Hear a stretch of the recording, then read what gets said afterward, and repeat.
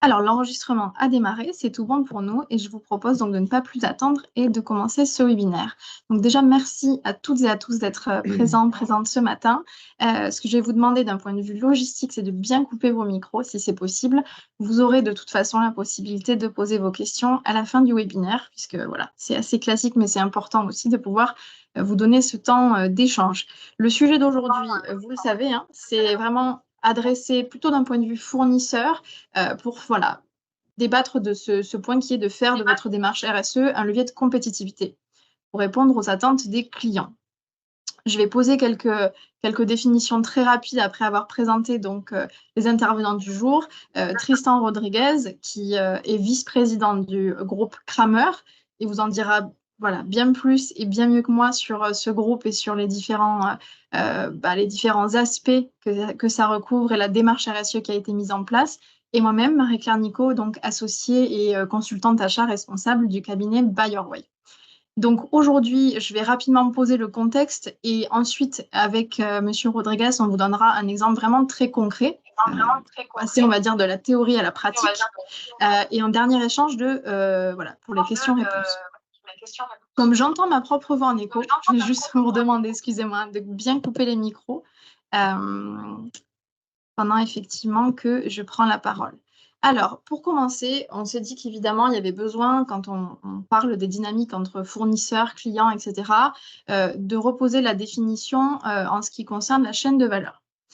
Tout ce qu'on se dit aujourd'hui va effectivement être compris dans ce contexte-là, qui est que pour délivrer tout service ou produit, eh ben, il y a toujours effectivement une chaîne d'organisation, une chaîne d'acteurs qui va être impliquée pour pouvoir, en fait, si je le dis simplement, constituer tous les maillons nécessaires à de l'extraction de la matière jusqu'au produit fini et à sa mise à disposition du client final ou de l'usager final, voilà, vont être nécessaires. Donc c'est ça qu'on appelle une chaîne de valeur. Si je vous donne un exemple, une illustration très simple, hein, c'est en fait vraiment, voilà, dans ce cas-là, de la ferme jusqu'au supermarché, en passant par toutes les étapes, voilà, de collecte, d'usinage, d'emballage, de transport aussi, pour arriver jusqu'au produit fini, comme je le disais. Je vous ai mis un autre exemple, encore plus concret et encore plus imagé. Mais voilà, on est juste avant le déjeuner, donc ça passe encore.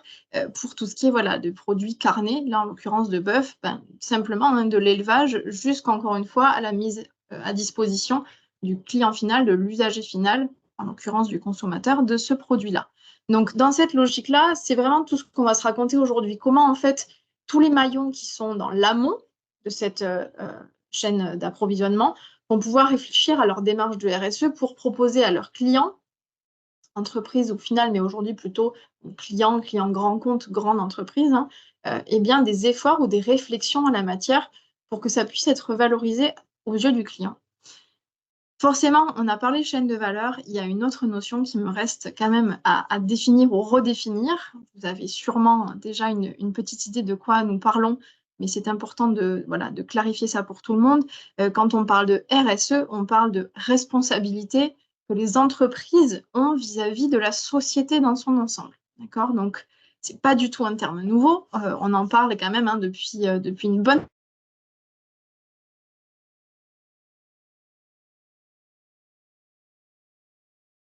en 87, on a une définition du développement durable qui est de dire que voilà, c'est vraiment un mode de développement qui permet voilà, de répondre aux besoins des générations futures, pardon, sans compromettre les besoins des générations actuelles. On comprend vraiment qu'on est dans cette idée d'avoir un mode de consommation, de développement qui est plus soutenable, plus durable, qui va nous permettre de durer dans le temps en tant que société hein, humaine, parce que on cherche à aller vers le petit schéma que vous avez à droite, qui est une représentation assez simple mais parlante, je pense, hein, du fait que toute la sphère économique, toute la sphère dans laquelle vos organisations elles évoluent, dépend en fait eh bien d'humain, de la société humaine, qui elle-même dépend de toute façon du fait que, et là c'est pas débattable, c'est scientifique, on est sur une planète et on n'en a qu'une et elle a des ressources finies. Donc voilà, comment on comprend mieux que toute l'économie est portée et dépend finalement des aspects humains et des aspects environnementaux. forcément, je pourrais passer des heures, et c'est ce qu'on fait en formation, à parler de ce que c'est la durabilité, la responsabilité, etc. Là, je me permets d'être assez synthétique, mais si vous avez des questions, on y répondra. Et donc, l'idée, c'est pour les entreprises, dans leur conduite d'activité, dans leur gestion des impacts qu'elles ont, de prendre en compte, en fait, tous les impacts qu'elles ont sur les aspects environnementaux, que vous voyez à l'écran, mais aussi les aspects humains, les aspects sociaux. Et donc là, on va doucement aussi refaire le lien avec la chaîne de valeur. C'est certes vos employés, mais aussi, bien sûr, les humains, les personnes qu'il y a dans toute votre chaîne d'approvisionnement. Potentiellement aussi les communautés que vous affectez, etc. Il y a un dernier aspect qui rentre dans ce scope de responsabilité sociétale vis-à-vis de la société, c'est tout ce qui est aussi la gouvernance. D'accord? Donc de plus en plus, on parle d'ESG, vous avez peut-être entendu ce terme-là. Et là, sur la gouvernance, c'est vraiment globalement le pilotage financier, le pilotage au niveau des sujets de corruption aussi, de lobbying, etc., de concurrence, qui doivent être eux-mêmes portés par des valeurs éthiques. On va vraiment là rentrer dans le cœur du sujet d'aujourd'hui. Et le postulat évidemment très fort qu'on défend aujourd'hui, c'est que votre performance RSE, donc là vraiment la démarche que votre entreprise elle a sur ces sujets-là, ça devient un critère pour obtenir de nouveaux contrats. Donc là vraiment auprès de vos futurs clients, comment ces sujets de RSE vont être un filtre pour aller sélectionner en fait des partenaires d'affaires. Par exemple, dans un appel d'offres, avoir des questions, des critères sur des sujets environnementaux, sociaux, etc. Mais aussi pendant la relation, pour simplement poursuivre ces relations dans le temps avec vos clients actuels, parce que vous allez pouvoir être en capacité de répondre à une évaluation de votre démarche RSE qu'ils vont proposer. Alors, on a le grand classique qui est EcoVadis, on y reviendra, mais il y a aussi d'autres moyens, des questionnaires, etc., pour évaluer votre démarche et potentiellement, et c'est une bonne pratique d'achat responsable, vous challenger aussi dans le temps sur cette performance-là. Comment vous progressez, comment vous avez un aspect responsable de votre offre à proposer, j'y reviendrai. Donc, très concrètement, que ce soit pour commencer à travailler ensemble ou continuer à travailler ensemble, de plus en plus, vous allez être questionné sur votre démarche RSE. Et les demandes qui vont être faites, elles vont porter, c'est ce qui est représenté là pour moi, c'est vraiment les deux facettes d'une même pièce. Sinon, on n'est pas dans une approche globale ni cohérente. C'est à la fois des demandes sur, je le disais à l'instant, la dimension responsable ou durable de votre offre. Donc vraiment là, les produits que vous leur proposez ou les services que vous leur vendez, comment eux-mêmes sont dans une conception plus responsable. Les matières qui composent vos produits, leurs origines, éventuellement des certifications, votre politique aussi sociale, etc. Puisque l'autre facette, c'est vraiment aussi la dimension responsable de votre gestion de l'entreprise. Donc là, c'est non pas le produit que vous leur vendez, je simplifie, c'est vraiment la manière dont vous fonctionnez en interne, dans la gestion de vos sites de production, par exemple, ou dans la gestion du traitement de vos salariés, de la politique dans son ensemble, etc. Et ça, en fait, ça va être tant au niveau, finalement, de votre propre entreprise, que aussi des questions qui pourront vous poser sur vos propres fournisseurs. L'idée clé sur laquelle j'aimerais insister à ce moment-là, c'est vraiment qu'en fait, pour vos clients, vous êtes le point de contact, le point d'entrée idéal, ou le premier point de contact pour aller obtenir des informations, déjà sur vous évidemment, mais sur l'amont, c'est-à-dire ce qui est pour eux en fait le rang 2 ou rang 3 de fournisseurs, et donc qui vont forcément aussi impacter ce que eux vont recevoir, vont avoir dans leur mur. D'accord? Donc forcément, il y a un challenge, je pense que vous le sentez de plus en plus, d'aller collecter des données, pouvoir les passer à vos clients sur tout un tas de sujets. Donc, c'est un vrai sujet qui implique de plus en plus aussi de ressources du côté des fournisseurs, que ce soit de la TPE à l'ETI, etc., d'avoir vraiment aussi quelqu'un de plus en plus qui est capable de parler de ces sujets, de collecter les données, etc. Donc, forcément, ça implique de s'organiser pour pouvoir avoir toutes ces informations. Vous allez me dire, OK, très bien, c'est une charge. Il y a beaucoup de sujets, on l'a vu, environnementaux, sociaux, etc. Pourquoi est-ce que vos clients vous demandent tout ça? Pareil, là, ça pourra vous sembler être du bon sens, mais ça, on souhaite quand même aussi le clarifier. En 2024, voilà, pourquoi vos clients plutôt grands comptes vous demandent tout ça? Parce qu'en fait, ils ont toute une démarche de réduction des risques à opérer. Le premier risque, là j'ai vu un baromètre de la RSE 2024 ce matin. La première raison, une raison très centrale dans les démarches RSE des entreprises, c'est souvent le risque réputationnel, le risque d'image. Parce que effectivement, on va avoir une mauvaise image si on ne s'engage pas dans cette voie-là ou si on a des communications aussi maladroites en la matière. Je vous ai mis deux exemples. IKEA, peut-être vous avez vu récemment entendu parler du documentaire IKEA, Le Seigneur des Forêts, qui met vraiment en avant le modèle de surconsommation que l'entreprise défend, les gammes qui sont renouvelées à une vitesse vraiment incroyable, pour ne pas dire aberrante, les approvisionnements, le dumping social aussi qu'il y a pu avoir dans leur histoire pour aller trouver des fournisseurs qui proposaient des prix toujours plus bas, etc. Casino aussi, c'est un autre exemple. Le groupe Casino est actuellement dans un contexte de poursuite judiciaire par une dizaine d'ONG en France, mais aussi à l'étranger, parce qu'en Amérique du Sud, ils ont une très grande chaîne aussi de distribution. Et là, il y a des accusations de proposer des produits de viande bovine qui sont associés à de la déforestation illégale, hein, bien sûr, hein, en Amérique du Sud. Donc voilà, il y a vraiment ce risque réputationnel qui fait qu'ils ont besoin d'avoir des informations pour ne pas être exposés à ça. Il y a aussi, bien sûr, et c'est très en lien avec ce que je viens de décrire, le risque filière. Le fait d'être complice ou rendu complice de scandales dans les chaînes d'approvisionnement.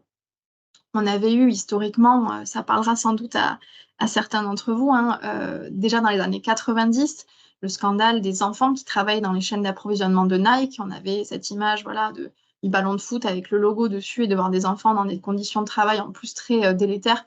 Et donc forcément, ça avait fait beaucoup de bruit. Et j'ai aussi mis un autre exemple dans le même secteur, H&M, qui voilà, avait été accusé de s'approvisionner, c'est toujours le cas aussi hein, pour beaucoup de marques textiles encore aujourd'hui, hein, de s'approvisionner en coton issu de camps de travail forcé de Ouïghours en Chine. Donc voilà, on a beaucoup d'exemples malheureusement à ce niveau-là.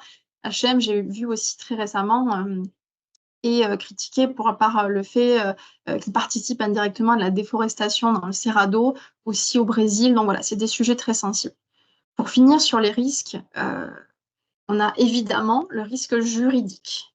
On a des réglementations sur tous ces sujets environnementaux, sociaux, droits de l'homme, etc., qui se renforcent. Et pas qu'en France, j'insiste, hein, on a au niveau européen vraiment une loi très très importante qui est passée, qui est la CSRD, qui rebat les cartes sur la manière de communiquer des informations sur la démarche RSE de vos clients. Il y a aussi une grosse loi qu'on attend là au niveau européen dans les jours à venir, qui est la CS3D, qui va vraiment là aussi poser la question de comment les entreprises, plutôt les grandes, vont être transparentes sur la gestion des risques dans leur filière. Donc, vous voyez que tout est lié. Et en fait, ce sur quoi j'insiste, c'est que même si là, je vous ai mis des exemples de grands groupes, le groupe ISB, c'est là une sanction qui a été euh, appliquée sur de l'importation de produits pareils, hein, bois, issus de la déforestation. Le groupe La Poste est la première condamnation sur la base du devoir de vigilance, qui est une réglementation française centrale quand on parle d'achat responsable, pour des sujets voilà, de sous-traitance, de conditions de travail, de sous-traitants, voire même de personnes en situation irrégulière hein, de travail dans des filiales du groupe. Dans tous les cas, voilà, ces réglementations, même si elles concernent plutôt les très gros, elles sont pensées, et j'insiste là-dessus, pour cascader en fait hein, sur les plus petits, puisque ça va poser des questions sur les chaînes d'approvisionnement dont les fournisseurs font partie, et de plus en plus, voilà, les plus gros vont avoir besoin d'informations, encore une fois, qui viennent des plus petits et d'avoir des garanties sur la conduite responsable des affaires chez les fournisseurs. Pour tenir les temps, je vais continuer sur les opportunités. On n'est pas, quand on parle d'achat responsable pour vos clients, on n'est pas que dans une approche de réduction de ces risques-là. On est aussi dans l'idée qu'il y a des opportunités intéressantes à aller saisir en la matière. Le premier sujet, c'est qu'effectivement, de toute façon, ce sujet de comment on achète auprès de tous nos fournisseurs de manière plus responsable, ça fait partie de leur démarche RSE. Généralement, tous secteurs confondus, même aussi les services, on se rend compte que quand les entreprises regardent tous les impacts qu'elles ont, eh bien l'amont, les achats, la chaîne d'appro, ça constitue une part vraiment importante des impacts humains, environnementaux qu'elles ont. Et donc, dans ces cas-là, souvent, quand elles prennent des objectifs parfois publics, ça peut être réglementaire, c'est impossible de les tenir sans embarquer leurs fournisseurs sur ces sujets-là.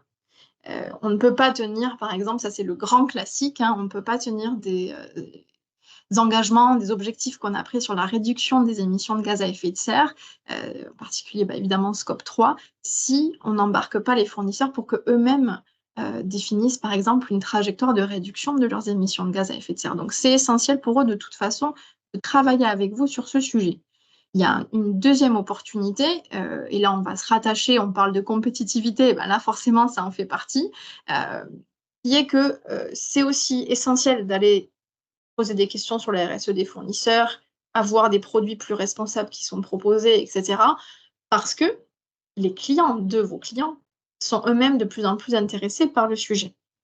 Ça devient aussi un critère de choix. Que ce soit encore des entreprises qui elles-mêmes sont soumises à des lois, etc.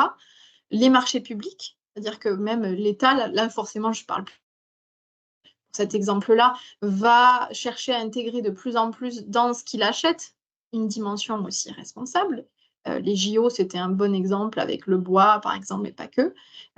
Ou même le client final. On voit que en France, en Europe, mais pas que, vraiment au niveau globalement mondial, on a des clients finaux, des consommateurs qui sont de plus en plus préoccupés par la situation climatique, environnementale, etc.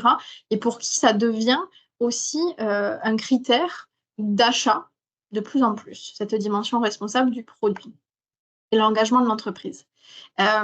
Et aussi, bien sûr, ça, je vais peut-être pas trop le développer pour tenir aussi notre agenda, mais parce que c'est un filtre aussi, de plus en plus, pour les investisseurs qui vont être actionnaires de ces grandes entreprises qui sont vos clients potentiellement, etc. On va regarder de plus en plus leur démarche. Et ça, tout à l'heure, je parlais d'une loi qui s'appelle la CSRD, qui va vraiment définir une manière nouvelle et uniformisée pour les entreprises qui vont reporter, donc partager des informations, mesurer des informations publiquement sur leur manière de gérer cet aspect RSE. Et c'est sur cette base-là aussi que les gens vont faire leurs investissements. Donc, pour tout un tas de raisons, que ce soit risque ou que ce soit opportunité, vous l'aurez compris, l'idée, c'est vraiment que cette responsabilité, cette durabilité devienne une composante qui est essentielle de la façon dont vos clients achètent. De la même manière que jusqu'ici, on a parlé évidemment du tarif, de la qualité, des délais de livraison, etc. Enfin voilà, globalement, tous les facteurs qui pèsent dans une décision d'achat, on vient rajouter cet aspect de dimension responsable de l'offre pour choisir. Et c'est pas du tout quelque chose qui est secondaire, c'est quelque chose qui pèse aussi de plus en plus dans la balance pour trouver un équilibre entre tout ça. Et donc, forcément, votre stratégie RSE en tant que fournisseur, honnêtement, ça l'est déjà depuis quelques années, mais ça devient de plus en plus un levier de compétitivité. Je vais finir en vous donnant quelques clés opérationnelles, au-delà de ce constat, pour se dire comment on s'y prend. J'ai essayé enfin, j'ai pas essayé, j'ai proposé quelques idées clés, même si honnêtement, il n'y a pas de recette universelle. La démarche RSE, elle dépend beaucoup de votre entreprise, votre secteur, votre culture interne, etc. Mais globalement, comment s'y prendre pour gagner en maturité RSE? Déjà, ça pour le coup, ça c'est universel, il y a intérêt à embarquer la direction de l'entreprise. On a plein de responsables RSE ou de personnes qui portent ce sujet en interne, qui se retrouvent rapidement à bout de souffle et bloqués dans même les moyens, le temps, etc. parce que votre direction n'est pas pleinement convaincue de tout le discours en fait que je viens de vous faire, de l'intérêt et voire même de l'impératif à aller travailler cette démarche RSE. Il y a un point aussi qui peut les motiver, mais qui est globalement intéressant, c'est d'être au clair sur les exigences réglementaires qui vous impactent en tant qu'entreprise. Et quand je dis même indirectement, c'est qui vous impacte vous, du fait de la taille ou du secteur, des matières que vous allez aussi acheter vous-même, revendre, etc. C'est de savoir celles qui concernent vos plus gros clients pour potentiellement aussi vraiment être au fait de ce qu'ils pourront vous demander demain ou dans quelques temps. Il y a un enjeu clé aussi, bien sûr, qui est que une organisation ne va pas très loin si, dirigeants y compris, on n'a pas un langage commun en matière de RSE. Donc là, pour le coup, former vos collaborateurs, les différentes fonctions clés et la direction aussi sur ces sujets-là, pour aussi avoir moins de freins par la suite. Ce qui peut être une bonne pratique aussi, c'est de désigner une personne, alors un ou une référente RSE, qui va être en mesure d'avoir vraiment du temps sur le sujet, parce que vous avez compris qu'il y a quand même beaucoup de choses à avoir en tête, qui va être en mesure aussi de répondre aux questions des clients sur ce sujet. Souvent, quand nous, on forme des acheteurs, ils nous expliquent qu'en fait, même s'ils posent des questions, ils n'ont pas forcément le commercial en face qui va être capable de leur répondre sur ces aspects RSE. Donc, c'est comment vous avez une personne qui peut être un point de contact bien identifié en interne, qui va pouvoir avoir les informations, les partager avec les commerciaux, avec d'autres personnes, pour vraiment avoir quelqu'un qui est en mesure de répondre de plus en plus aux informations, aux demandes, etc. Je vous ai mis un peu un niveau 2 pour moi, qui est d'aller réaliser une analyse de vos enjeux RSE. Vous avez vu qu'il y a tout un tas de sujets, environnementaux, sociaux, etc., comme on a pu le dire. Forcément, il y en a qui vont vous concerner plus que d'autres. Que vous soyez une entreprise de service ou une entreprise de production, par exemple, déjà, ça va beaucoup changer de choses. Que vous ayez des sites de production en propre nom, que vous soyez dans un secteur, je ne sais pas, de la cosmétique ou de l'industrie minière, forcément, vous n'aurez pas les mêmes enjeux. Donc, c'est comment, par des outils assez simples, et Tristan, d'ailleurs, pourra vous donner un exemple, comment vous allez vous poser la question de très bien, dans tout ce fouillis, dans tous ces sujets, où est-ce qu'en fait on a le plus d'impact? Par quoi on commence? Parce qu'on ne peut pas tout adresser tout de suite, donc par quoi on commence?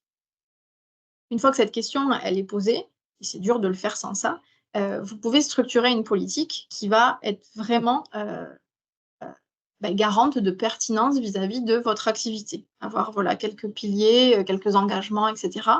Et aussi une bonne pratique dont Tristan pourra aussi vous parler. Ça peut être d'avoir, au-delà d'une personne qui va un peu faire cavalier seul sur ces sujets de RSE, ça c'est ce qu'on veut éviter, d'avoir un comité euh, qui va rassembler les différentes fonctions clés, par exemple, voire un dirigeant aussi de l'entreprise pour parler de ce sujet régulièrement, des avancées, des problématiques, des demandes clients, etc.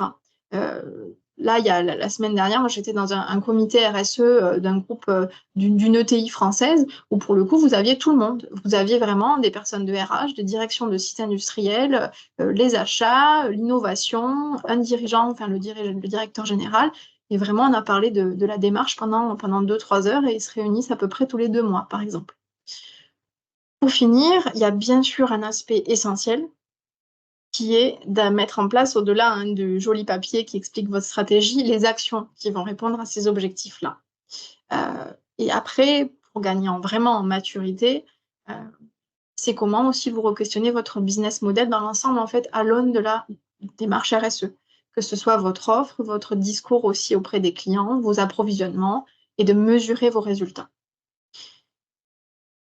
Il y a aussi un aspect qui est, une fois que j'ai fait tout ça, c'est quand même le but de notre webinaire, comment vous valorisez tout ça aux yeux de vos clients. Et donc là, il y a plusieurs bonnes pratiques qu'on peut recommander.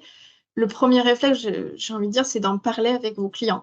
Il y a beaucoup d'entreprises qui nous disent oui, qu'elles ont un peu peur d'aller parler de ce sujet, de ne pas être sachantes sur tout, d'avoir peut-être des questions qui ne sont pas pertinentes. Globalement, je pense que vos clients, ils ont tout intérêt à être transparents sur leurs attentes, de la même manière que vous avez tout intérêt à être transparent sur vos avancées, peut-être vos innovations aussi en la matière, vos projets en cours, voire même vos difficultés. On est dans quand même, alors là, ça implique aussi de la confiance, et puis voilà, mais je pense que c'est vraiment un sujet sur lequel on apprend ensemble en termes de filière pour porter les standards vers le haut. Et donc, en parler avec eux, c'est quand même, je pense, une bonne première chose. Formaliser un document qui présente votre démarche, ça me semble essentiel, vos actions, vos engagements, etc. Et puis, bien sûr, il y a un aspect très important aussi dans le monde de la RSE, qui est de dire, voilà, nous, on raconte qu'on fait ça, mais concrètement, on a besoin de ne pas être jugé parti et donc de faire reconnaître cette maturité RSE par un tiers. Et donc là, il y a beaucoup de choses qui existent, d'aller faire une certification sur votre produit. Et là, il y en a vraiment tout un tas. J'ai un peu parlé du bois, donc pour exemple, rester sur cet exemple-là, vous connaissez sans doute hein, les certifications FSC, PEFC, mais en soi, on va avoir beaucoup de standards aussi hein, sur des métaux. Vous allez avoir du responsible steel, vous allez avoir des choses sur l'aluminium. Enfin voilà, il y a vraiment beaucoup de labels potentiellement, de certifications sur les matières ou ce que vous vendez. Ou potentiellement aussi comment faire auditer un site de production parce que voilà, vous avez eu une vraie réflexion sur l'énergie, ou vous avez eu une vraie réflexion sur l'impact environnemental. Donc là, c'est des certifications ISO, par exemple.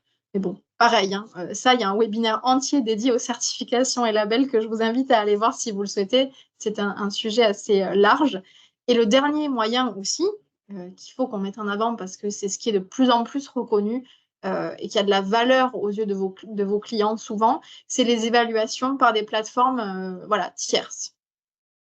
Là, vous avez vu, hein, on vous en donne un exemple qui est EcoVadis, parce que c'est la plateforme, si vous ne la connaissez pas déjà, hein, qui a de plus en plus le monopole, on va dire, aussi hein, de la notation de la démarche RSE des entreprises. Et donc ça, autant la première fois, c'est vraiment pas évident, nous on le voit hein, quand on accompagne surtout des PME à détricoter comment il faut répondre, quels documents il faut fournir, etc. C'est pas évident. Mais une fois qu'ils ont compris, et pareil, on en parlera avec Tristan juste après, ça peut être un bon moyen de valoriser votre démarche. Et en plus, c'est reconnu dans beaucoup de pays et donc chez beaucoup de clients, etc. Mais il n'y a pas qu'EcoVadis aussi. Voilà, un dernier élément sur les pièges dans lesquels il ne faut pas tomber. Quand on parle de RSE, il peut y avoir beaucoup d'excès. Quand on parle voilà, de développement durable, etc., le premier piège, c'est le greenwashing. C'est ce qui illustre l'image que vous avez sur la droite de la slide. D'aller voilà, formuler une promesse en fait disproportionnée en termes d'aspect durable, écologique, responsable de votre offre, d'utiliser des termes qui vont être disproportionnés, de raconter en fait des choses qui risquent d'être un simple vernis en fait hein, auprès de vos clients. Et d'ailleurs, c'est de plus en plus réglementé aussi, hein, tout le sujet greenwashing. Il y a un point qui est l'attentisme aussi.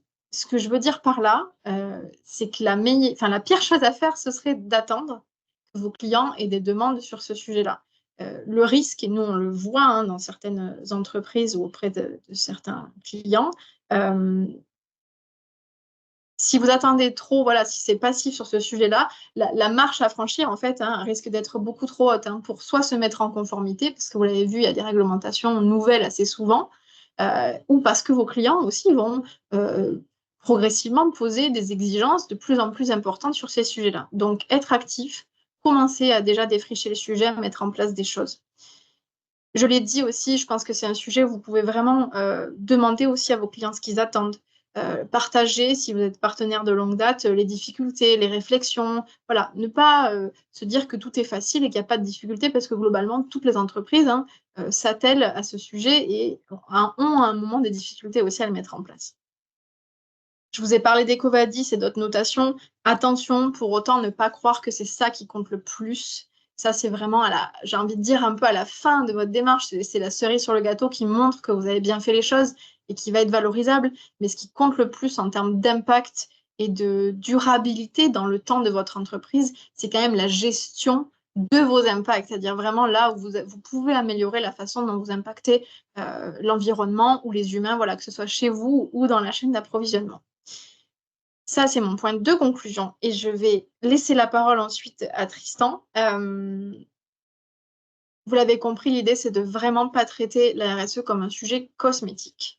On entend beaucoup quand on parle avec des entreprises qui ne sont pas encore convaincues en la matière, qui voient ça comme une contrainte en fait additionnelle à déjà un complexe compliqué, on le sait, hein, mais de se dire que c'est quelque chose d'annexe ou que c'est quelque chose qui ne va pas en fait réellement pouvoir renforcer votre entreprise, assurer, j'ai envie de dire, la résilience, on entend beaucoup ce mot, mais de son modèle d'affaires dans le temps, etc. Donc, voilà les quelques pièges dans lesquels ne pas tomber. Je finirai en disant que, voilà, j'ai cité le nom de BuyerWay au début du webinaire, peut-être que certains d'entre vous nous connaissent déjà. Pour les autres, voilà, on est un cabinet de conseil en achat responsable, en filière responsable, et donc on travaille tant sur les démarches RSE des grands comptes, des clients, à démarche achat responsable, que les démarches RSE des fournisseurs. Et voilà, si vous souhaitez en savoir plus sur nos offres, que ce soit sur en fait, vous aider dans comprendre ce que vous faites déjà bien, ce qui manque peut-être, structurer tout ça, déployer, aller vers des notations comme EcoVadis, c'est des choses qu'on fait très régulièrement. Et si vous souhaitez nous suivre sur LinkedIn, vous aurez ce petit QR code pour le faire facilement. Je vais maintenant donc passer à la deuxième partie de ce webinaire. Je vois qu'on est dans les temps. J'espère que Tristan, vous n'avez pas trop patienté. L'idée pour cette deuxième partie, c'était vraiment de vous donner un exemple concret, comme je l'ai dit, sur ce que ça peut donner quand un fournisseur s'attelle à ce sujet de RSE. Là, vous avez en introduction un petit peu la manière dont justement le groupe s'y est pris sur la RSE. Et ça, c'est vraiment la manière dont, pour le coup, on a eu la chance d'accompagner le groupe Kramer dans sa démarche. On a commencé voilà, en 2020. C'était l'exemple type de voilà, un grand compte, donc un client hein, de Kramer, qui avait des demandes sur la RSE. Et c'était un sujet, je crois pouvoir me permettre de dire, complètement nouveau pour Kramer. Voilà, mais ça, Tristan vous l'expliquera mieux. Et donc, juste pour vous donner une idée de ce cheminement, on est passé voilà, d'une entreprise qui a eu cette demande client à vraiment une étape de formalisation de la démarche, de formation aussi de la direction des employés, etc. Une première évaluation EcoVadis, puisque c'est ça aussi qui était demandé par le client, avec une reconnaissance intéressante. Ensuite, ça, c'est vraiment quelque chose qui nous tient à cœur dans l'approche. Notre but, c'est quand même de rendre autonomes nos clients. Donc, plutôt que de refaire l'évaluation, on a coaché une référente interne pour pouvoir gérer elle-même la deuxième évaluation. Et il y a eu en plus, du coup, une progression dans l'évaluation. Et puis voilà, après en 2023, si je ne me trompe pas, il y a eu voilà, une nouvelle évaluation où là, pour le coup, on n'a pas, j'allais dire, interféré, on n'a pas soutenu la démarche et vous avez pu en autonomie avoir voilà, ce score qui était maintenu avec cette reconnaissance. Et pour finir sur aujourd'hui et demain, pour vous montrer que c'est un sujet qui vraiment monte en puissance au sein du groupe, là, on décide de passer sur une première évaluation sur le périmètre de l'entièreté du groupe et non pas une entité. Et aussi pour vous montrer que ça marche en termes de valorisation auprès du client et que les clients sont friands aussi hein, de fournisseurs qui ont envie d'aller sur ce sujet-là. Ce qui est prévu, c'est même là dans l'année à venir, une prise de parole hein, publique avec le gros client, Kramer, et nous, puisqu'on a le plaisir d'être invités. Mais voilà, pour vous montrer à quel point ça devient quelque chose, un argument de positionnement et encore une fois, bien de compétitivité. Et je vais enfin pouvoir voilà, proposer à Tristan de prendre la parole. L'idée, c'est de vous démontrer vraiment, comme vous l'avez vu sur la frise avant, qu'on passe d'une simple demande client, pour ne pas dire contrainte, hein, parce que très vite, chez vous, ça s'est transformé en dimension stratégique du groupe. Si ça vous va, Tristan, merci beaucoup d'être là aujourd'hui. Si ça vous va, la première question, c'est tout simplement, voilà, est-ce que vous pouvez présenter dans les grandes lignes vous-même et puis le groupe Kramer? Oui, bien sûr. Merci en tout cas, Marie-Claire, pour cette invitation et cette introduction, plus qu'introduction, cette présentation combien intéressante sur la RSE. Je vous remercie bien sûr toutes les personnes qui sont présentes sur ce webinaire. Écoutez, comme le disait Marie-Claire Nico, enfin, sur la présentation du groupe Kramer, pour faire assez simple, parce que je peux en parler pendant des heures assez facilement.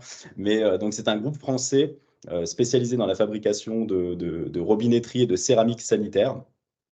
Qui est, je dirais, divisé en trois départements. Vous avez le département qu'on appelle le MDD ou marque blanche. Hein. On travaille, c'est-à-dire que nous fabriquons de la robinetterie et de la céramique pour de gros distributeurs, de grands distributeurs français. Je peux citer aujourd'hui notamment des gens comme Saint-Gobain, hein, qui sont des partenaires historiques de Kramer et qui sont d'ailleurs parmi les leaders, on va dire, de la RSE et des sujets de RSE sur les marchés de distribution. Donc voilà, on travaille sur ces marchés de MDD, de marque blanche, donc marque distributeur sous cette première forme-là.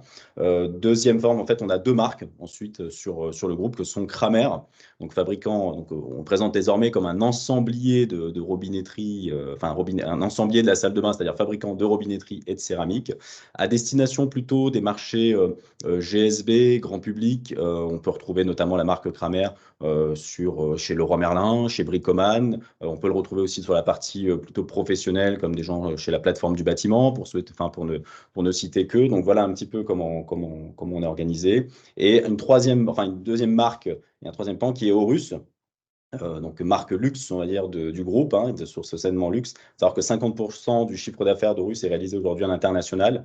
Je pense notamment aux États-Unis, en Chine, Japon, Émirats Arabes Unis. Donc voilà, on a aussi cette dimension internationale au sein du groupe via Horus. C'est une entreprise également labellisée entreprise du patrimoine vivant, quelque chose qui est extrêmement important pour nous. Bon, j'en parlerai, j'aurai l'occasion d'en parler un petit peu plus lors de vos questions, Marie-Claire. Donc voilà, Horus sur la partie plutôt luxe. Et je dirais que ces divisions, c'est à la fois cette MDD et nos deux marques, sont alimentées par des sites de production français aujourd'hui qui sont situés, donc un est situé à Étain dans la Meuse, qui est le site historique de la marque Kramer, donc à la base de robinetterie. Deuxième qui est Bar, donc le site d'Horus en Alsace. Et le troisième, je vois que vous l'avez mentionné sur le slide, qui est donc la Jurassienne de céramique, qui n'est pas une marque en proprement parler, mais qui est notre site de production céramique, d'ailleurs qui a fait un petit peu parler de nous récemment justement de par son rachat, puisque nous l'avons acheté donc en 2021. C'est en fait, pour ceux qui connaissent, l'ancienne usine de Jacob de Lafont, le site historique de céramique de Jacob de Lafont, qui était menacé de fermeture après 30 ans d'acquisition par le groupe américain Kohler. L'idée, c'était voilà, de sauver à la fois les emplois, mais également le savoir-faire, puisque c'est le dernier site en France qui produit de la céramique sanitaire et surtout à dimension industrielle. Donc voilà un petit peu qui nous sommes. Et pour finir un petit peu sur la présentation, je dirais que de par nos valeurs, le groupe va s'inscrire de plus en plus comme entreprise à mission. C'est vraiment, on est un fervent défenseur aujourd'hui du Made in France, de la RSE, on va en parler tout de suite après, mais bien sûr du Made in France. Vous allez voir que les deux sujets sont complètement liés aujourd'hui dans notre stratégie. Et bien sûr, voilà, d'entreprise à mission sur la préservation et la transmission du savoir-faire français. Voilà un petit peu comment on se présente aujourd'hui. Très clair. Merci beaucoup, Tristan. Et c'est vrai que voilà, vous avez déjà donné plein de pistes sur ce dont on va pouvoir parler par la suite. Ma première question, ce serait en transition aussi avec la slide précédente sur voilà, le point de vue d'une entreprise. Pourquoi est-ce que vous avez jugé bon finalement de faire appel à un cabinet externe pour vous accompagner, surtout au début de votre démarche? C'est déjà l'histoire d'une très belle rencontre. On aime travailler dans le groupe Kramer avec des belles rencontres et des belles histoires. Et je dirais que BioWare, aujourd'hui, avec le recul, nous a permis de désacraliser ces trois lettres que sont RSE, hein, donc la responsabilité sociétale de l'entreprise, et d'éclaircir l'ensemble de nos préjugés sur le sujet. Je dirais que notre premier réflexe, nous qui sommes rodés à répondre à une multitude de normes, de certifications diverses, nous avons confié dans un premier temps le sujet à notre responsable QSE qui s'est montré en fait complètement, le pauvre, totalement incompétent sur le sujet puisque c'était assez nouveau. Je dois même avouer qu'on n'était pas convaincu au départ. Hein, quand on dit 2020, vous mettez dans le slide Ouais. 2020, Marie-Claire, c'est vrai que nous, on commençait déjà à en entendre parler depuis 2018. Je pense que 2 ans avant, en fait, on commençait déjà à en entendre un petit peu parler. Et on s'est dit, oh, qu'est-ce que c'est que ce truc? Encore une énième labellisation, un énième contrôle, un énième, voilà. Et en fait, en s'intéressant un peu plus sérieusement à ce sujet avec mon père, donc Manuel Rodriguez, président du groupe, qui a été vraiment le précurseur sur ces questions-là. Donc, vous parliez des dirigeants qui doivent impulser justement cette notion RSE. On peut le dire, chez nous, ça a vraiment été Manuel Rodriguez qui a lancé au départ cette réflexion-là. Et on s'est vite rendu compte, en fait, que c'était quelque chose de beaucoup, beaucoup plus complexe, beaucoup plus important, Ouais. et surtout qui est un sujet d'avenir et aujourd'hui d'actualité.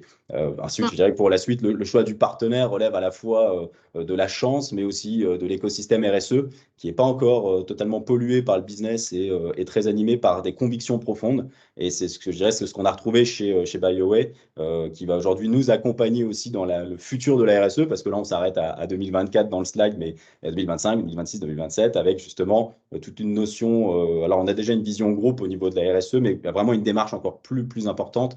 On ne va pas rentrer dans le détail, Marie-Claire, mais il y a aussi, effectivement, on Ouais. peut le dire, hein, des dossiers d'évaluation qui ne sont pas de la même complexité. Hein. Il y a des niveaux de complexité, on va dire, de l'évaluation, et nous, on s'attaque vraiment au gros bébé. Donc, on aura besoin, bien Ouais. évidemment, de BioWay. Et puis, comme je disais, c'est surtout pourquoi BioWay, parce qu'on partage bien évidemment les mêmes valeurs. Et j'ai toujours appris une chose au sein des affaires, c'est savoir très bien s'entourer. Et aujourd'hui, on peut dire que BioWay fait partie de ces partenaires. D'ailleurs, vous travaillez, pour trahir aucun secret, en collaboration avec notre plus gros partenaire aujourd'hui du groupe Kramer qui est le groupe Saint-Gobain. Donc, c'est dire aussi le sérieux de BioWay. Donc, voilà pourquoi on vous a fait confiance. Merci beaucoup. Bon, moi, je ne sais pas si ça se voit à la caméra, j'aurais presque rougi. Merci beaucoup. Merci beaucoup pour la confiance que vous nous avez accordée depuis si longtemps. C'est super d'avoir ces retours-là. Pour aussi, voilà, plus continuer à parler de vous, surtout, c'est vrai que vous l'avez dit, hein, le point de départ, quand même, ça a été la demande de notation EcoVadis par ce fameux client. Est-ce que vous pourriez nous donner un peu votre retour d'expérience sur cette plateforme-là, sur cet outil-là? Bien sûr. Bah, je dirais que l'avantage du référentiel EcoVadis, c'est qu'il est reconnu internationalement parlant. Vous l'avez dit d'ailleurs en préambule, par une grande partie des grands donneurs d'ordre, hein. Donc, par conséquent, je dirais qu'il a permis de répondre à l'ensemble de nos clients, en tout cas ceux qui étaient intéressés depuis le départ par ces sujets-là, hein. Je parle de Saint-Gobain, entre autres. On peut déplorer que le processus EcoVadis soit aujourd'hui uniquement déclaratif. Mais je pense que si EcoVadis constitue un bon point de départ, il ne représente pas une fin en soi dans une démarche RSE pour une entreprise, mais bel et bien une étape. Il faut reconnaître à EcoVadis que ça a été le premier qui a été crédible aussi sur le marché. Aujourd'hui, comment je vois EcoVadis, c'est un moyen de formaliser, on va dire, nos actions RSE, mais ce n'est pas une fin en soi. Alors, c'est particulier parce qu'il faut effectivement quand même rentrer dans un système de notation, etc. Mais la démarche est beaucoup plus importante et beaucoup plus stratégique. Vous disiez très justement, il ne faut pas être attentiste sur ces questions-là. Je pense personnellement en fait que les personnes qui ne s'intéressent pas à la RSE sont en fait demain des entreprises qui peuvent péricliter. Clairement, ils peuvent être très en danger, mis en danger. C'est pas un sujet de mode. On le verra aussi par la suite, mais c'est un sujet qui est éminemment important. On le voit, hein, j'ai échangé encore il n'y a pas très longtemps avec Bruno Bonnel, qui est à la tête de France Relance, France 2030, missionné par le président de la République. On voit bien que même l'État, aujourd'hui, veut réindustrialiser ce pays avec des valeurs. Justement, la RSE est au cœur du système. C'est-à-dire qu'on ne veut pas une industrie, bon, je parle de l'industrie de manière générale parce que c'est le sujet qui me concerne, mais si c'est pour avoir l'industrie des années 70 extrêmement polluante, on se met le doigt dans l'œil. Il faut une industrie 2.0 avec des avancées. Vous avez des gens extraordinaires qui font ça très bien. Aujourd'hui, des gens comme une société comme Néolith, par exemple, à Angers, que j'ai pu rencontrer aussi, qui sont extrêmement inspirants justement sur les sujets de la RSE. Donc voilà, un petit peu, EcoVadis n'est pas une fin en soi, c'est la manière de formaliser, on va dire, aux yeux de vos clients, je dirais, une manière votre démarche RSE. Ce que je pense aussi, ce qu'il faut absolument souligner, c'est la transparence. C'est-à-dire que c'est bien d'avoir un rapport RSE via EcoVadis, mais il faut le mettre à disposition. Alors, les clients le mettent à disposition, mais nous, par exemple, au sein du groupe Kramer, on le met à disposition de tous. C'est-à-dire que c'est une transparence totale. Être RSE via EcoVadis, avoir une labellisation Gold, ça veut tout et rien dire. C'est une démarche proactive qu'il faut amorcer. Donc, voilà un petit peu comment nous, on traite la RSE aujourd'hui. Et pour finir sur EcoVadis, voilà, encore une fois, c'est un très, très bon moyen d'amorcer la pompe et de pouvoir globalement, on le voit hein, dans le slide que vous avez montré, de se challenger assez rapidement en fait en termes de. Il ne faut pas avoir honte d'avoir une médaille bronze ou de ne pas être noté. Hein. Vous pouvez ne pas être Oui, noté, de passer, etc.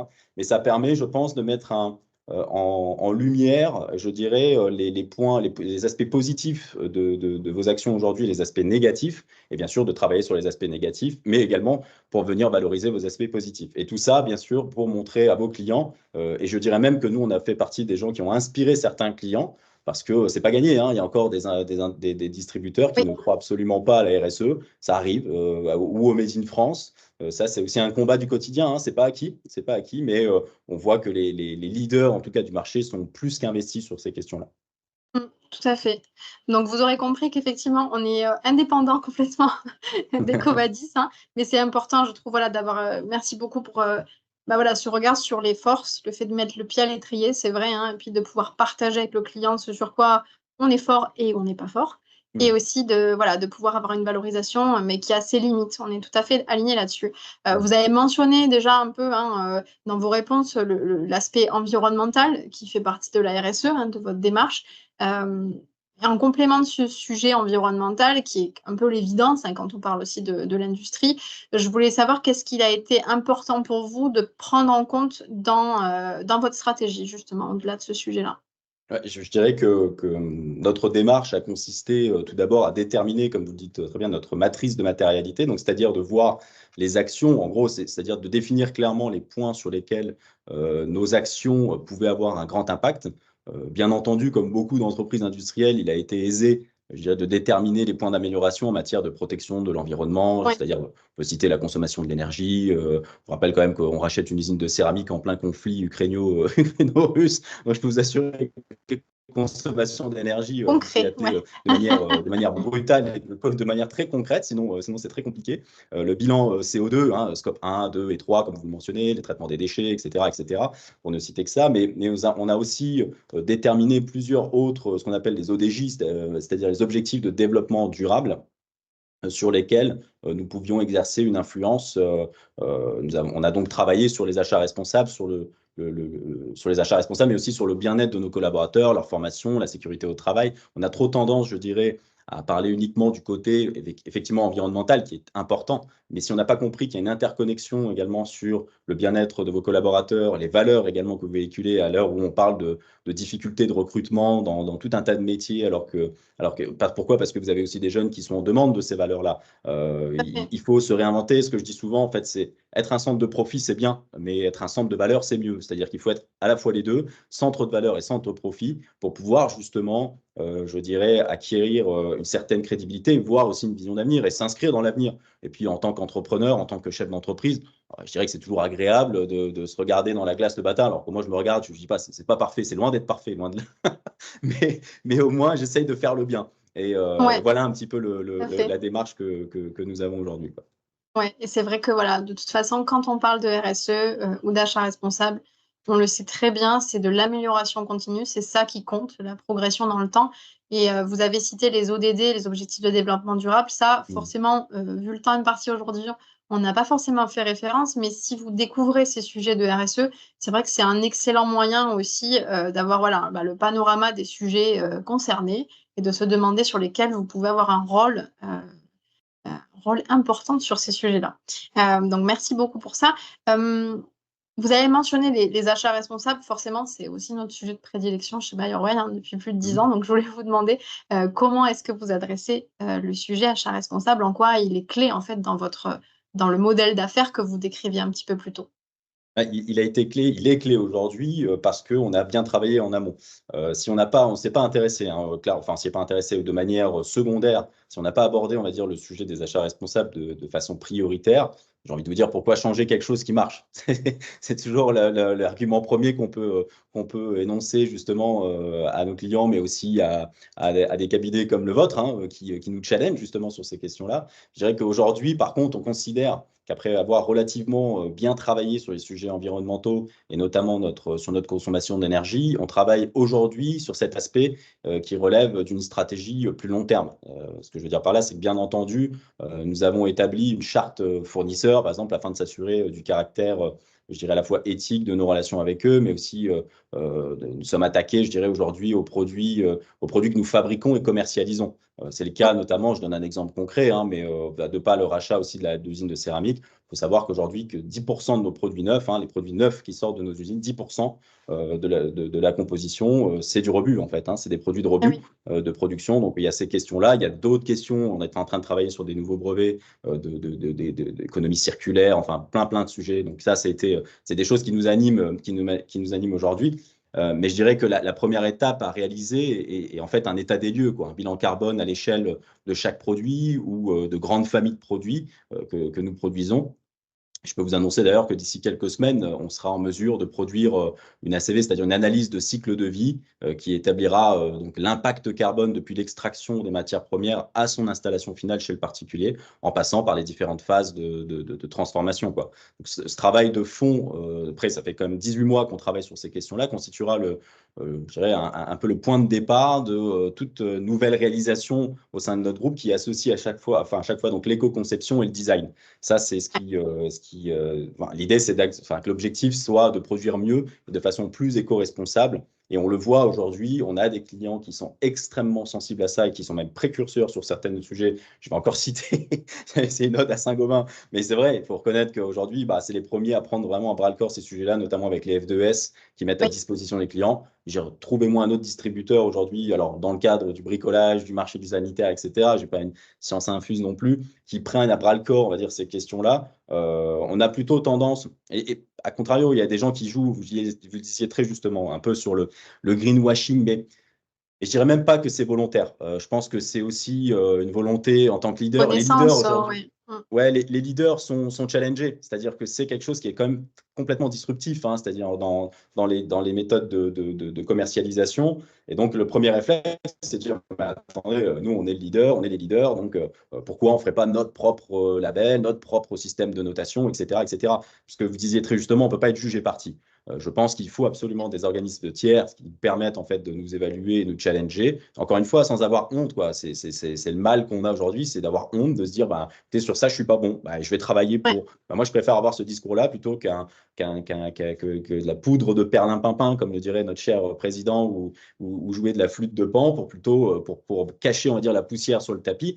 Et c'est d'ailleurs directement lié à la distribution de nos produits. C'est-à-dire qu'aujourd'hui, la principale difficulté qu'on a, alors on voit sur le Made in France, c'est un sujet, mais la RSE aussi, avec ces systèmes de notation, c'est la transparence vis-à-vis du consommateur. Mettez-vous dans un magasin, peu importe le magasin, et demandez, faites un micro-trottoir ou une étude, on va dire, de la clientèle et sur ces questions-là, et dire alors qu'est-ce qui est RSE, qu'est-ce qui est Made in France? Il est complètement paumé. Il Tout à manque fait. Ouais. aujourd'hui de repères. Il y a pléthore de notations, pléthore de ci, pléthore de ça, et c'est extrêmement complexe. Donc, c'est Tout à pour ça que fait. je dis que la marque doit être aussi précurseur et jouer la transparence auprès de ses consommateurs. Parce qu'in fine, même si on fait du B2B, à la fin, le produit final, il se retrouve chez le Dans les mains du consommateur final. consommateur final. Donc, c'est à nous de Effectivement. communiquer, c'est à nous de convaincre, c'est à nous de convaincre aussi les distributeurs. Et aujourd'hui, Ecovadis, il faut le reconnaître. Aujourd'hui, Ecovadis fait un peu l'unanimité. Enfin, même si on trouve que ceux qui sont amorcés sur de la RSE, sur les démarches de RSE, on se dit, OK, c'est pas une fin en soi, mais ça permet quand même de mettre tout le monde d'accord. Et tout le monde s'accorde à dire sur les gros distributeurs, dire, OK, Ecovadis, c'est quand même sérieux. Vous avez quand même des groupes comme LVMH, comme Hermès, Oui, c'est tout comme secteur confondu, oui. tout secteur Effectivement. confondu, voilà, qui s'intéressent à ces sujets-là. Donc Tout à fait. voilà un petit peu pour répondre à votre question de manière. J'essaie d'être aussi Merci concis que beaucoup. vous, mais c'est un peu compliqué. Je sais que c'est un vrai challenge. D'ailleurs, le but, si ça vous va, c'est quand même qu'on conserve les 5 minutes qu'il nous reste pour quelques questions. On espère Ouais. que vous en avez. On est tous les deux là pour y répondre. En tout cas, voilà, pour le mot de la fin sur le cas de figure du groupe Kramer, c'est voilà, une belle success story de la simple demande client jusqu'à en faire vraiment quelque chose de différenciant. Et on sait que pour la suite, il y a plein de choses qui se préparent aussi clairement. Vous l'avez Juste dit, pour être finir, entreprise à mission, etc. Juste pour Ouais. finir là-dessus, Marie-Claire, parce que c'est important de le souligner, Allez-y, c'est je vous aussi en un prie. élément différenciant de singularisation, on va dire, de vos entreprises. Nous, on le voit, on est fervent défenseur du Made in France, on fait partie, bien Oui, sûr, de tous les écosystèmes. On vient de reprendre la présidence du label EPV pour le Grand Est, mais on a aussi des actions, enfin, un rôle à jouer aussi au niveau national. On s'inscrit aussi dans les Origines France Garantie, dans les FFI. Pourquoi je vous parle de ça? C'est parce qu'aujourd'hui, on est confronté aussi à des distributeurs qui, quand on leur dit, moi je l'ai eu, hein, il n'y a pas plus tard que la semaine dernière, j'ai mes équipes commerciales, ma direction commerciale qui revient avec moi, un peu penaud, parce qu'un acheteur leur disait, mais oh, le Made in France, sans contre-fou, la RSE, un effet de mode, enfin voilà, enfin ouais, ouais, des ouais, ouais, ouais. dinosaures, quoi, hein, clairement des dinosaures du métier. Tout ça pour dire que c'est aussi un élément de singularisation. Pourquoi? Parce que quand on parle de Made in France, et de singularité, pardon, mais quand on parle de Made in France, on ne veut pas le Made in France forcément, vous savez, 15 fois, 30% plus cher qu'un produit qui aujourd'hui est de bonne qualité, qu'on peut retrouver en Europe ou à l'international. Hein. La Chine ne fait pas que des produits basiques, il faut reconnaître. Hein. Il y a Oui, beaucoup de choses qu'on utilise, vous et moi, et tout le monde, qui sont de bonne qualité. Ce que je veux dire par là, c'est que c'est un élément de différenciation. Pourquoi? Parce que c'est à la fois, regardez, je propose un produit français, qu'est-ce qu'il y a de plus de RSE qu'un produit Made in France, j'ai envie de vous dire. Et en plus, on a une démarche aujourd'hui sur RSE et avec des prix compétitifs. Donc tout est lié, c'est tout un tout à écosystème fait. qu'il faut réussir à créer, une productivité, voilà, une manière d'être compétitif, pardon, c'est le mot que je cherchais, une compétitivité au niveau de ces valeurs-là, et aussi une interconnexion derrière avec les organismes politiques, économiques, etc. On parle de réindustrialisation de la France. si on n'a pas compris que ça doit partir des territoires, justement de créer des écosystèmes basés sur… c'est pour ça, hein, aujourd'hui, le groupe Kramer, la RSE est centrale sur ces questions-là. Donc voilà, pour finir sur ce point-là, c'était un peu point que je voulais Non, mais évoquer ça avec fait vous. tout à fait sens. Merci beaucoup. Et ça refait le point avec le fameux équilibre dont on parlait tout à l'heure, de rechercher ça. Donc, un immense merci pour toutes ces explications sur voilà, ce cas très, très concret. Il nous reste quelques minutes et on tenait à vous proposer voilà, une session questions-réponses. Je vais juste arrêter l'enregistrement. Donc, merci aussi aux personnes qui revisionnent ce webinaire en ligne. Donc, juste un petit